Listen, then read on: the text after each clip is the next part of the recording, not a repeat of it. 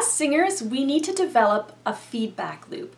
We need to have in place some sort of system that's going to help us develop body awareness, to map our bodies, and to be able to monitor our body's behavior in the absence of a singing teacher who would otherwise be monitoring it for us. And so today I want to talk a little bit about self-monitoring, and I'm going to divide this topic into two videos. And today I'm going to talk about monitoring the body from here up, and in the second video in this series I'm going to talk about monitoring from here down. So one important area that we need to monitor is the neck. Now oftentimes I will see singers placing their hands here, and I'll ask them, what are you doing? And they'll say, well, I'm checking for my larynx. I'm checking to see if my larynx is going up. And for some singers, that can be really reassuring to know that their larynx is kind of staying relatively stable. But as a singing teacher, I know that laryngeal height is really only a small piece of the puzzle, right? There are so many other factors that play an important role in determining whether or not laryngeal height is appropriate or healthy. So if you're singing in classical styles of music, the goal, generally speaking, is to have a relatively stable position of the larynx, to have that larynx sitting in a comfortably low position. And there's a little bit of excursion from that comfortably low position that's afforded the singer depending on the phonemic context, depending on the speech sounds that they're singing, and also depending on the pitch. For the most part, there's a broad pitch range of the classical singer in which the larynx is expected to be in this comfortably low position. That comfortably low position allows the singer to produce that chiaroscuro timbre that's so important in classical music, that helps them produce a professionally viable sound. But when they get into the extreme upper range, there's a little bit more flexibility there. But let's talk about singers who sing in contemporary commercial styles of music, CCM. There is a lot more excursion of the larynx in terms of its height that's considered appropriate and even sometimes necessary for certain techniques, such as belting. In belting, for example, the larynx is a little bit higher than it is when we're using other techniques. And so, to me, larynx height isn't really the most important consideration per se. So when we're talking about self-monitoring, what we need to do is we need to make sure that that larynx height is appropriate and it's healthy, and that we're able to operate our voices in an efficient manner regardless of where the larynx is in terms of its height inside the neck. So when I am working with a student, I like to look at the whole neck. I like to look at the bigger picture. What is happening with the neck musculature when that larynx is going up and when it's going back down? And in particular, I like to look at the postural and movement muscles. Those are the exterior muscles of the neck. They're responsible for the movement of our heads and our necks. And so, for example, when I see a student who has the sternocleidomastoid muscles just popping out, and there's a big indentation here, right around the larynx, and you see almost this like U shape where there's this popping out, that to me is a sign of extreme tension within the laryngeal musculature. It's not so much the larynx height itself that is necessarily the problem. So when we're monitoring or self-monitoring our larynx, we need to consider more than just height. We need to take a look at these muscles. Are they popping out? And if they are popping out, why? Is it a sign of tension? Is it perhaps a postural issue? Are we not aligning our ears roughly over our shoulders so that our heads are in an optimal position atop the cervical spine? And if we're not getting our heads into that optimal position, we're then having to use, engage all of these muscles here to hold up that head, right? The muscles of the neck.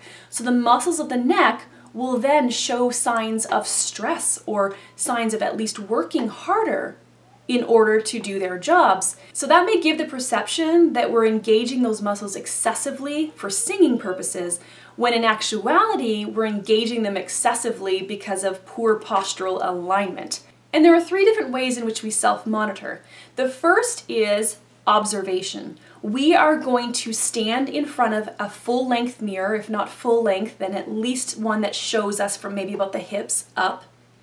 You're going to take a look at your alignment as you sing, not just as you stand there, but you're going to allow your body to move as it naturally does.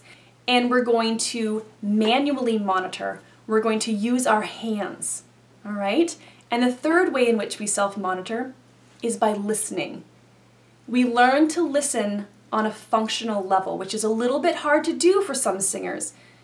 But with more training and more experience, and hopefully guidance from a good qualified singing teacher, you'll learn how to listen on a functional as opposed to aesthetic basis.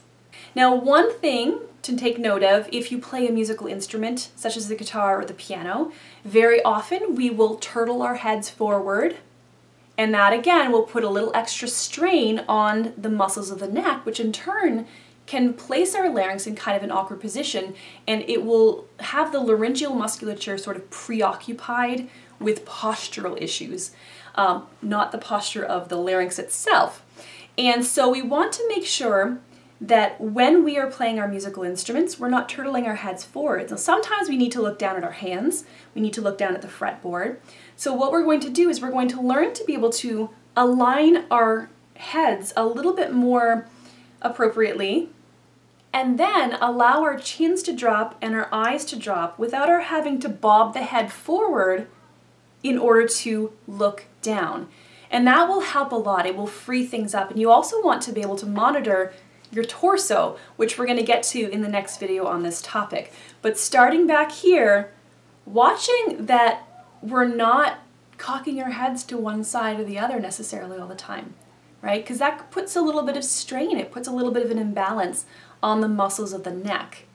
Now, another area that we want to self-monitor would be our jaws. Very commonly, singers, as they move higher in pitch and as the larynx starts to rise, they allow their jaws to thrust forward. Now, this is really common because in order to make room for that hyoid bone as it goes up and pulls the larynx up along with it, our jaws have a tendency to want to slide forward. Now, this isn't always a bad thing.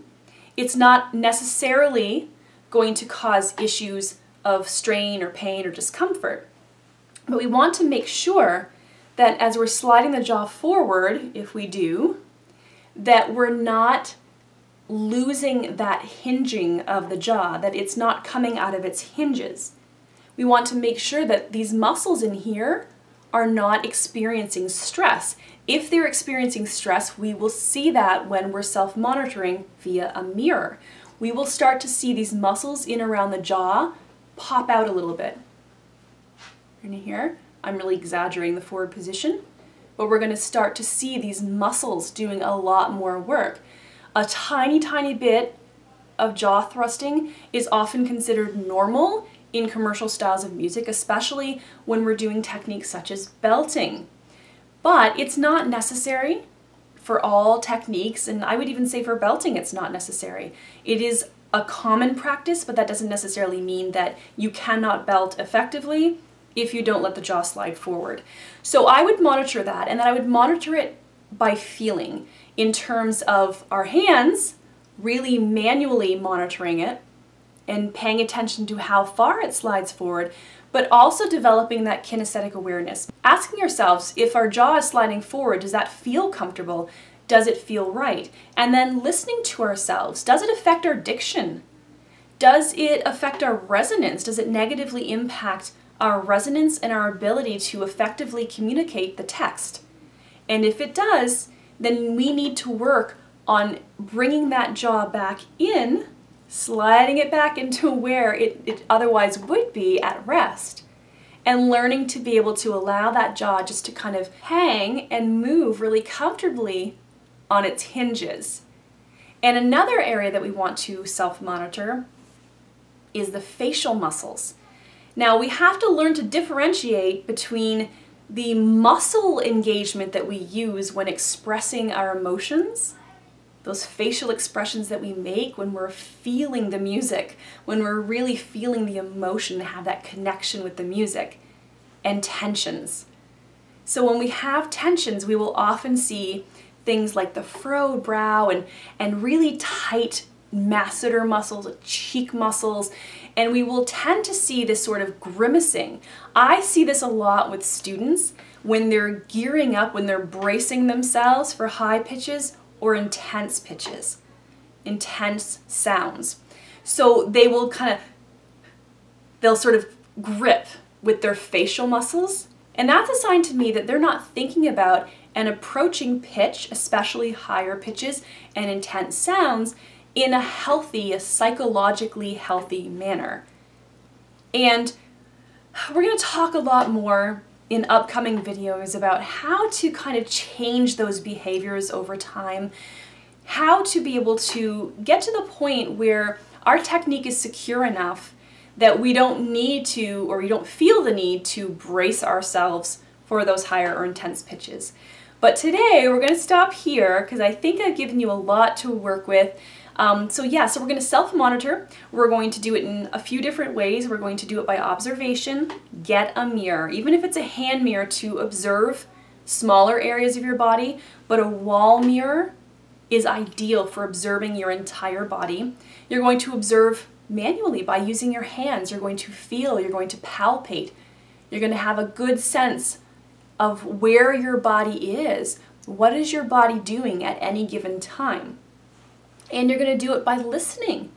You're going to listen to the sounds that you're making. When your larynx goes up, does your sound get pinched? Does it sound squeezed and tight? Or does it sound pretty free and resonant? And then of course, the fourth way, which we haven't really talked about, is just learning to develop that kinesthesia, right? Just being able to get a sense of what your body is feeling, because some singers just don't have a well-developed sense of kinesthesia. You ask them, well, what do you feel? What did you just feel when you sang that? And they have no idea. And so sometimes they need to rely on sort of external ways of monitoring the behavior of their different parts of their vocal instrument. All right, I hope this video is informative and gives you lots to think about and to work with. Please stay tuned for the second video in this series, in which I will talk about self-monitoring from here down.